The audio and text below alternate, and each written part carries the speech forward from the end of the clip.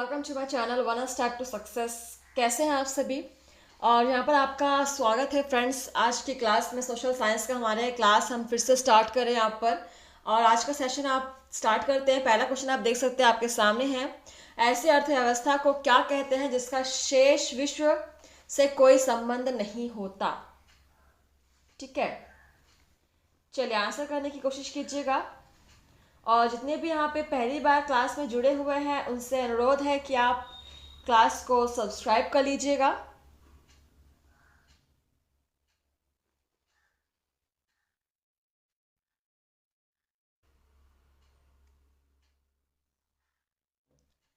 Options है समाजवादी अर्थव्यवस्था, समृद्ध बंद अर्थव्यवस्था, मुक्त अर्थव्यवस्था या मिश्रित अर्थव्यवस्था। जो आपके भारतीय अर्थव्यवस्था के क्वेश्चंस हैं। और फ्रेंड्स, आप किसी भी एग्जाम की तैयारी कर रहे हो, लाइक टीजीटी, पीजीटी, इसके अलावा आप DSSB की आप तैयारी कर रहे हो, असिस्टेंट प्रोफेसर, हर तरह के एग्जाम्स के लिए यूपीएससी, एसएससी, ये सोशल साइंस के क्वेश्चंस आपको बहुत हेल्प करने वाले हैं। चलिए आंसर क्या हो जाएगा इसका? ऐसी अर्थव्यवस्था को क्या कहते हैं जिसका शेष विश्व से कोई संबंध नहीं है? इसको कहते हैं समृद्ध या बंद अर्थव्यवस्था। ठीक है, option B is correct. Question number हमारा 2 है, किस राज्य में महिला साक्षरता दर सबसे अधिक है? ऑप्शन है केरल, महाराष्ट्र, तमिलनाडु, पश्चिम बंग। कहाँ की अर्थव्यवस्था किस राज्य में महिला साक्षरता दर सबसे अधिक है बोला गया है?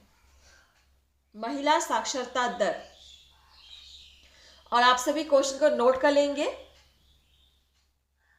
यहाँ पे राइट आंसर आई होप सभी को पता होगा, केरल है जहां पर महिला साक्षरता दर सबसे अधिक है। Option first is correct.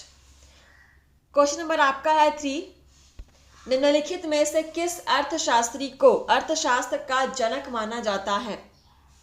Option है मॉल्थस, रॉबिन्सन, रिकार्डो, एडम स्मिथ।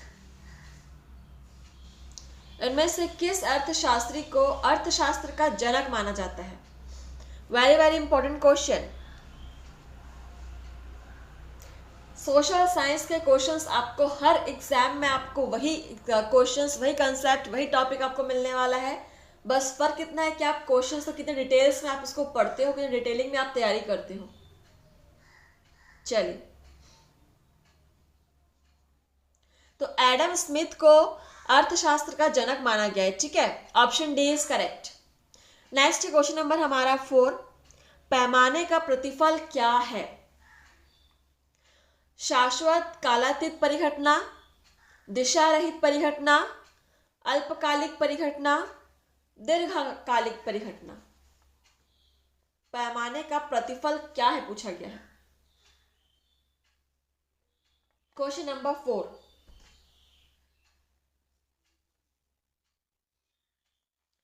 और यहाँ पे आंसर हो जाएगा दीर्घकालिक परिघटना। Option D is correct. चलिए, क्वेश्चन नंबर 5, लगान किसके लिए किया गया उपादान भुगतान है? लगान किसके लिए किया गया उपादान भुगतान है?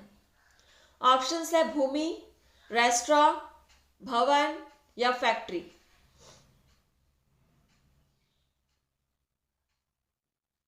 अगर आप क्लास में पहली बार जुड़ रहे हैं तो क्लास को सब्सक्राइब कर लीजिएगा और बेल आइकन को प्रेस कर दीजिएगा।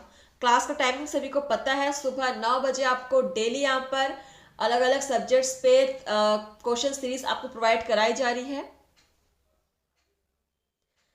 यहाँ पर राइट आंसर हो जाएगा भूमि। लगान भूमि के लिए किया गया उपादान भुगतान है। Option first is correct. Question number 6, imperial bank की स्थापना किस वर्ष की गई थी? 1955 में, 1921 में, 1930 में या 1935 में? इंपीरियल बैंक की स्थापना किस वर्ष की गई थी?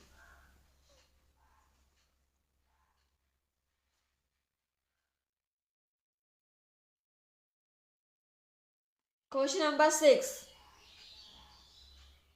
And right answer is 1921। ठीक है, 1921 में इंपीरियल बैंक की स्थापना की गई थी।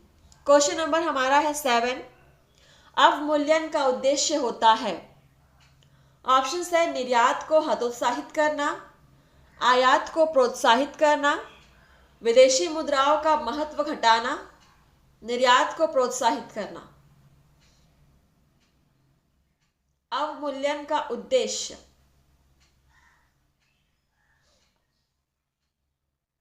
एंड राइट आंसर इज निर्यात को प्रोत्साहित करना। ठीक है, ऑप्शन डी इज करेक्ट, निर्यात को प्रोत्साहित करना। Question number next 8 number question, सकल घरेलू उत्पाद किसकी माप है? ऑप्शन है किसी देश की वित्तीय स्थिति की, किसी देश के औद्योगिक उत्पादन की, किसी देश की अंतरराष्ट्रीय आर्थिक गतिविधियों की, किसी देश की घरेलू आर्थिक गतिविधियों की। सकल घरेलू उत्पाद किसकी माप है?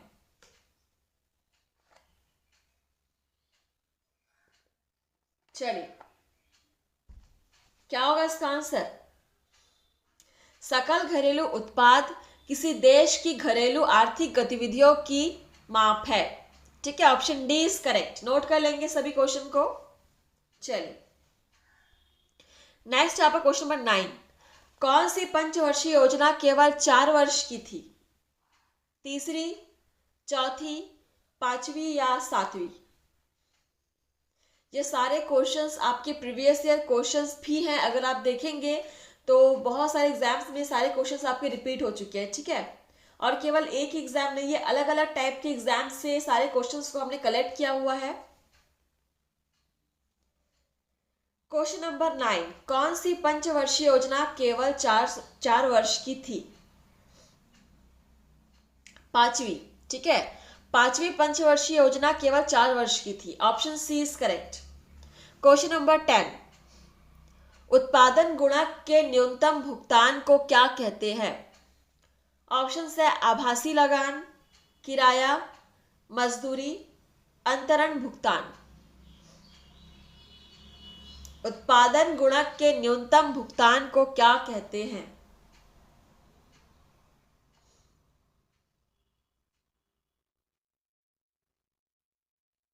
चलिए, और यहाँ पे राइट आंसर आपका क्या हो जाएगा? आभासी लगान। ठीक है, option first is correct.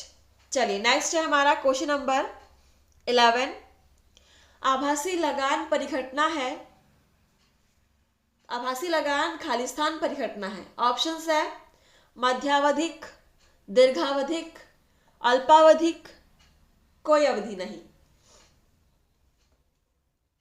Question के पैटर्न से आपको समझ में आ ही रहा होगा कि क्वेश्चन कितने बेहतरीन है। यहाँ पर आपको एक टॉपिक से जितने डिटेलिंग में हो सके क्वेश्चंस बन पाते हैं, आपको सारे क्वेश्चंस यहाँ पे कराए जा रहे हैं। आपके history, geography, political science, economics, civics, environment, कोई भी टॉपिक हम यहाँ पर छोड़ने नहीं वाले हैं। बस आप डेली प्रैक्टिस कीजिए। तो आभासी लगान जो है वो एक अल्पावधिक परिघटना है। ठीक है, अल्पावधिक परिघटना, option C is correct. Question number है आपका 12, आर्थिक समस्या किस कारण उत्पन्न होती है? ऑप्शन है साधनों की कमी, संसाधनों की बहुलता, मांग में कमी, या आबादी की अधिकता। आर्थिक समस्या किस कारण उत्पन्न होती है?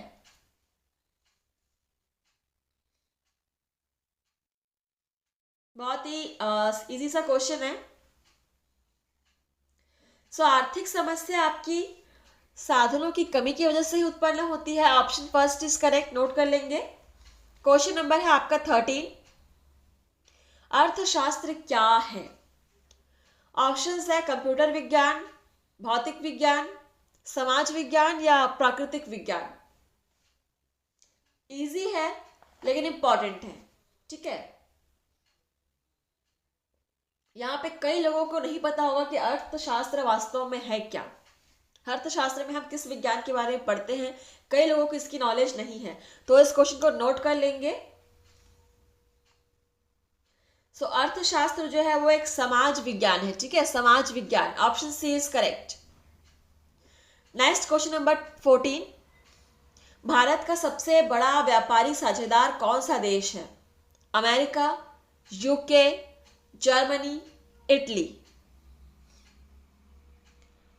भारत का सबसे बड़ा व्यापारिक साझेदार कौन सा देश है? चलिए, and the right answer is America, ठीक है, option first is correct, America. Question number 15, गांधीवादी अर्थव्यवस्था का आधार क्या था? ऑप्शन है मशीन आधारित विकास, खाद्य एवं कुटीर उद्योग आधारित विकास, विदेशी सहायता आधारित विकास, उपरोक्त में से कोई नहीं।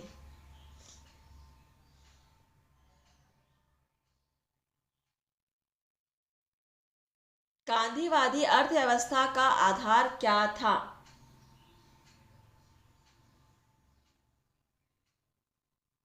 And the right answer is खाद्य एवं कुटीर उद्योग आधारित विकास, ठीक है, option B is correct. Question number 16, कौन सी अर्थव्यवस्था बाजारोन्मुखी अर्थव्यवस्था है? ऑप्शंस है साम्यवादी, पूंजीवादी, समाजवादी या मिश्रित। कौन सी अर्थव्यवस्था बाजारोन्मुखी अर्थव्यवस्था है? चलिए नोट कर लीजिएगा और क्लास को शेयर करना मत भूलिएगा फ्रेंड्स, ठीक है। सो यहाँ पे राइट आंसर हो जाएगा आपका पूंजीवादी, ऑप्शन बी इज करेक्ट, पूंजीवादी। क्वेश्चन नंबर 17, मुद्रा आपूर्ति किसके द्वारा नियंत्रित की जाती है? योजना आयोग, वित्त आयोग, भारतीय रिजर्व बैंक, व्यापारिक बैंक।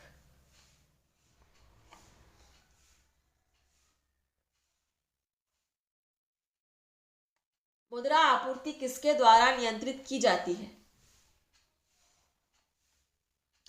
भारतीय Reserve Bank, option C is correct. Question number 18, Bharat में राष्ट्रीय आय का आकलन सबसे पहले किसने किया था? महलनोबिस, दादा भाई Naoroji, VKRV Rao, Sardar Patel. Important question है, भारत में राष्ट्रीय आय का आकलन सबसे पहले किसने किया था? और इसका आंसर हो जाएगा दादा भाई नौरोजी ने, ठीक है, option B is correct. Next question है आपका 19 नंबर क्वेश्चन, किसी देश का आर्थिक विकास किस पर निर्भर करता है? ऑप्शन है प्राकृतिक संसाधन, पूंजी निर्माण, बाजार का आकार या उपरोक्त सभी। किसी देश का आर्थिक विकास किस पर निर्भर करता है? इसको आप खुद से भी लॉजिक लगा के इसका आंसर निकाल सकते हो। सो फ्रेंड्स, किसी देश का आर्थिक विकास उसकी प्राकृतिक संसाधन, पूंजी निर्माण और बाजार का आकार, इन सभी के ऊपर निर्भर करता है, ठीक है। तो यहाँ पे आंसर आपका हो जाएगा उपरोक्त सभी, ऑप्शन डी इज करेक्ट। ये सभी पर निर्भर करता है किसी देश का आर्थिक विकास। नेक्स्ट क्वेश्चन नंबर 20 और आज का लास्ट क्वेश्चन है, राष्ट्रीय आय किससे निर्मित होती है? ऑप्शन है किसी धन उत्पादक गतिविधि द्वारा, किसी श्रमशील गतिविधि द्वारा, किसी लाभकारी गतिविधि द्वारा, किसी उत्पादक गतिविधि द्वारा। राष्ट्रीय आय किससे निर्मित होती है?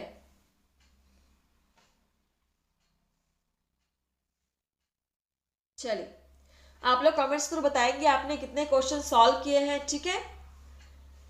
चलिए आप इसका आंसर देखते हैं क्या हो जाएगा। राष्ट्रीय आय किससे निर्मित होती है? किसी उत्पादक गतिविधि के द्वारा राष्ट्रीय आय निर्मित होती है, option D is correct, note कर लेंगे। चलिए फ्रेंड्स, यहाँ पर सेशन आपका समाप्त करते हैं। आज के लिए बस इतना ही। आप लोग ऐसे ही पढ़ते रहिए और डेली क्लास अटेंड करते रहिए। थैंक यू फ्रेंड्स, इतना से क्लास को शेयर कीजिएगा। Thank you.